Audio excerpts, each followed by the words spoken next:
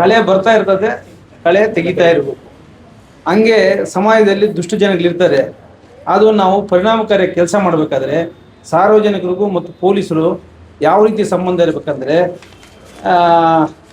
ವೈದ್ಯರು ಮತ್ತು ರೋಗಿಗಳು, ರೋಗಿ ಎಲ್ಲ ಹೇಳಿದ್ರೆ ವೈದ್ಯರು ಏನಾದರೂ ಪ್ರಿಸ್ಕ್ರೈಬ್ ಮಾಡೋಕ್ಕಾಗೋದು. ಆದ್ದರಿಂದ ನಮಗೆ ನೀವು ಆ ರೀತಿ ನಿಮ್ಮ ಒಡನಾಟ ಇದ್ದರೆ ನಾವು ಪರಿಣಾಮಕಾರಿಯಾಗಿ ಮಾಡ್ಬೋದು ಅಂತೇಳಿ ಇದನ್ನು ಮನಗೊಂಡು ಸರ್ಕಾರವು ಮತ್ತು ನಮ್ಮ DG&IG ಅವರು ಒಂದು ಸರ್ಕ್ಯುಲರ್ನ 21 ಜನವರಿ 26ರಲ್ಲಿ ಮಾಡಿದ್ದಾರೆ. ಅದರಲ್ಲಿ ಏಕಾಂಗಿಯಾಗಿ ವಾಸಿಸುವ ಹಿರಿಯ ನಾಗರಿಕರಿಗೆ ಸುರಕ್ಷೆ ಮತ್ತು ವಿಶ್ವಾಸ ನೀಡುವ ಆಶಾಕಿರಣವಾಗಿ ಆಸರೆ ಎಂಬ ಸಮುದಾಯ ಪೊಲೀಸ್ ಪರಿಕಲ್ಪನೆಯನ್ನು ಅನುಷ್ಠಾನಕ್ಕೆ ತರುವ ಬಗ್ಗೆ ಅಂತ ಹೇಳ್ಬಿಟ್ಟು ಮಾಡಿದ್ದಾರೆ. ಇದು ಒಂದೊಂದು ವರ್ಡು ಓದಿದರೆ ಕಣ್ಣಲ್ಲಿ ಆನಂದ ಬಾಷ್ಪ ಬರ್ತದೆ. ಇದನ್ನು ಎಲ್ರಿಗೂ ಹಂಚಲಿಕ್ಕೂ ನಾನು ಹೇಳಿದ್ದೀನಿ. ಇದು ಆರ್ಟಿಕಲ್, ಸಂವಿಧಾನದ ಆರ್ಟಿಕಲ್ 19 ಪ್ರಕಾರ ಪ್ರತಿಯೊಬ್ಬರಿಗೂ ಜೀವಿಸ ಹಕ್ಕಿದೆ.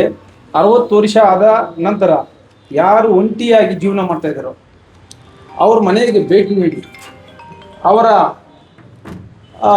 ಫ್ಯಾಮಿಲಿ ಹಿಸ್ಟ್ರಿನೆಲ್ಲ ಕಲೆಕ್ಟ್ ಮಾಡಿ ಅವ್ರಿಗೆ ಏನು ನಾವು ಆಸರೆಯಾಗಿ ಅನುಕೂಲ ಮಾಡ್ಬೋದು. ಒಬ್ಬೊಬ್ಬ 60 ಮೇಲ್ಪಟ್ಟವರು ಬಡವರು ಇರ್ತಾರೆ, ಅವ್ರಿಗೆ ರೇಷನ್ ಕಾರ್ಡ್ ಇರಲ್ಲ, ನಮ್ಮ ಕೈಯಿಂದ ಕೊಡೋದಿಲ್ಲ, ಸರ್ಕಾರದ ಕಾರ್ಯಕ್ರಮ ಈ ಥರ ರೇಷನ್ ಕಾರ್ಡ್ ಸಿಗ್ತದೆ ಅಂತ ಹೇಳ್ಬೋದು. ಆರೋಗ್ಯ ಸರಿ ಇರೋದಿಲ್ಲ, ಒಂದು BPL ಕಾರ್ಡ್ ಇದ್ದರೆ ನಿಮಗೆ ಈ ಕಡೆ ಟ್ರೀಟ್ಮೆಂಟ್ ಸಿಗ್ತದೆ ಅಂತ ಗೊತ್ತಾಗ್ಬೋದು.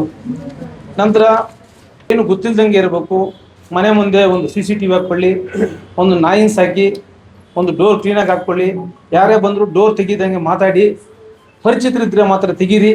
ಇವೆಲ್ಲ ನಾವು ಈ ಆಸರೆ ಕಾರ್ಯಕ್ರಮದ ಅಡಿಯಲ್ಲಿ ಯಾರ್ಯಾರು ಒಂಟಿಯಾಗಿ ಜೀವನ ಮಾಡ್ತಾ ಇದ್ದಾರೆ ಅವ್ರನ್ನ ಪ್ರತಿಯೊಬ್ಬರು ಭೇಟಿ ಮಾಡಬೇಕು, ಅವ್ರನ್ನ ಗುರುತಿಸಬೇಕು, ಅವ್ರ ಮಾಹಿತಿ ಪಡೀಬೇಕು. ಆ ಮಾಹಿತಿ ಅನ್ವಯ ಅವ್ರಿಗೆ ಏನು ಸಲಹೆ ಹೇಳಬೇಕು ಅದನ್ನು ನೀಡಬೇಕು ಅನ್ನೋ ನಿಟ್ಟಿನಲ್ಲಿ ಇದನ್ನು ಮಾಡಿದ್ದಾರೆ.